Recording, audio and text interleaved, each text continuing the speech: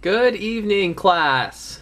Tonight we have the moment we've all been waiting for, or at least the moment I've been waiting for, the assembly of Kilowog. And just briefly, some of the other figures from the line that make up the pieces of Kilowog. We've got Cyborg Superman over here on the left, Cat Matui, and here in the middle we've got the Question, we've got Deadman, Jon Stewart, and that waste of plastic, the Shark. Now, wait, oh no, all of you intrepid YouTubers are saying, but Evil Professor, you forgot about Steppenwolf. Well, I do have an answer for that. I have forgotten nothing. I have chosen not to do Steppenwolf because I chose not to buy Steppenwolf because Steppenwolf comes with a figure stand. And since I don't really care about the character Steppenwolf, and he didn't come with a piece of Kilowog, didn't really see the point of having it. So, I know it's not a complete set for the wave, but I don't care. He doesn't come with a piece of Kilowog. So, we can look at Kilowog now proper. So, we've got all the pieces. We're going to assemble him on camera. I hope this doesn't turn out to be a huge fiasco, but we can do that. So, we're going to start off with the torso, which I think we said came with Cat Matui, and the head, which came with Cyborg Superman. Let's see if we can just reef this here on top. Yeah, this may have been a bad idea. There we go. There we got his head on there. We'll put on the lower torso, or as I like to say, the crotch. Put that on there. Oh, there we go. Not too bad. We're gonna put the legs in here next.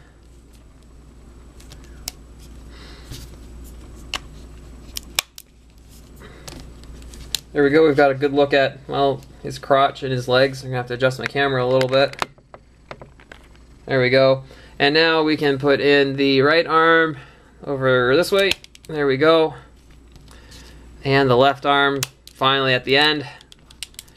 And there we have the man himself, the guy who beats up Poozers, Kilowog. So we can do a review of Kilowog, which would make sense since we spent all this time gushing about him and putting him together. Here's the big, well, he's kind of pink, right? Dude himself. This actually is kind of my first time playing with him too. Come on! Oh, the joints are very stiff, which is good. So, just to do a quick kind of 360 of the character, we can see all the, whoa, detail in his build. Look at just how huge the guy is. That's awesome. And for the color scheme, well, you know what, he's in pretty much a typical Lantern costume, right? He's got the lots of green with the black. He's got the white gloves, which I've never understood. I think that's one of the reasons I like Jon Stewart. He doesn't have the stupid white gloves. And then, of course, we've got the big beefy power ring on his big beefy hand.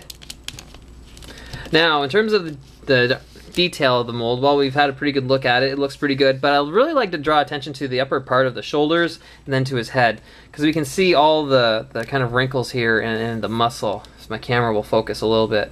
Okay, got his little ears up top. Oh, they're so cute. Yeah, I know.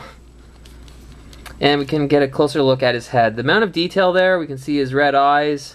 It's kind of a soft plastic, which is nice. We can get a good look at his face and the detail there.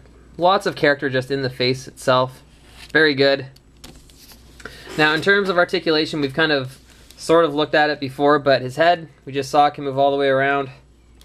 And we can move it forwards and back a little bit. His shoulders, they're going to rotate all the way around, and they can move up like the other DC figures. We have the twist at the bicep. We can bend here at the elbow, and then we can, of course, twist his hand at the wrist. Put that back down, maybe.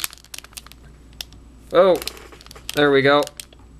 Joints are very stiff on this, which is nice.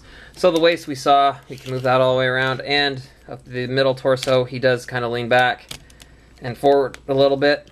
Now his legs, again, same kind of joint that most of them have, that kind of double one.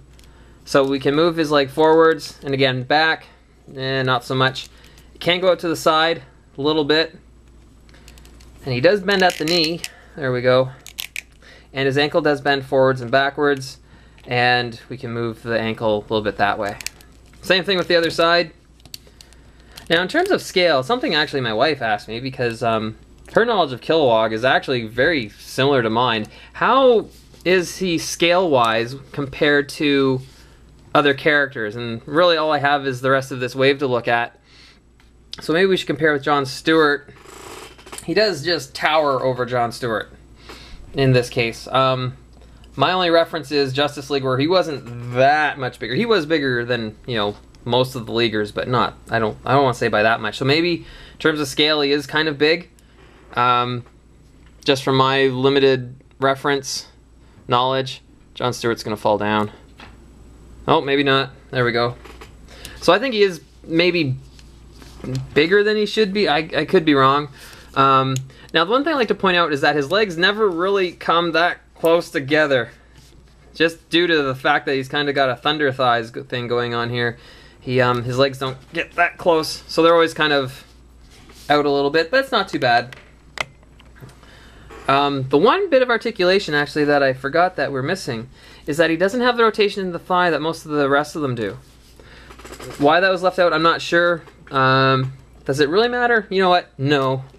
Kilowog is just awesome because of his size. It's kind of like when you had Fort Max as a kid. It didn't matter the fact that you couldn't pose him worth crap. He was huge. But I still think we can do some pretty cool things with this character, or this figure, because he's just so flippin' huge and he's awesome. Now, if I were to give this figure a grade, has there been any doubt, really, when I've even been looking at the individual pieces? Wow, this part doesn't move too well. Come on, there we go. Okay. Kilowog here, naturally, gets an A. I just think this figure is awesome. It's the reason I bought the whole, well, I don't want to say the whole line, but all the figures from the line that I did. Even bought this turd over here in purple and orange. Definitely worth having. The fact that I was able to buy all the figures at half price certainly didn't hurt. But it's like, oh my god, I can buy Kilowog and he's awesome. So, I think I mentioned it before, Kilowog gets an A. He's got lots of articulation. He stands up really well, and it's partly because, you know what they say about aliens with big feet. They stand up really well. Get your mind out of the gutter. They, oh, I've totally lost my train of thought. Sorry. He stands up really well. A lot of posing, you know what, probably, well, we can do some stuff with him. He's got a decent amount of articulation. The sculpt is awesome. And he's just awesome because he's Kilowog. So, as I said, this figure gets an A. I think I've said that 2 or 3 times already, but I don't mind. That is our lesson on Kilowog, part of DCU, was it? So part of the DC Universe line, was it Wave 11? Build-A-Figure Kilowog. So, thank you very much. Have a good night. Class dismissed.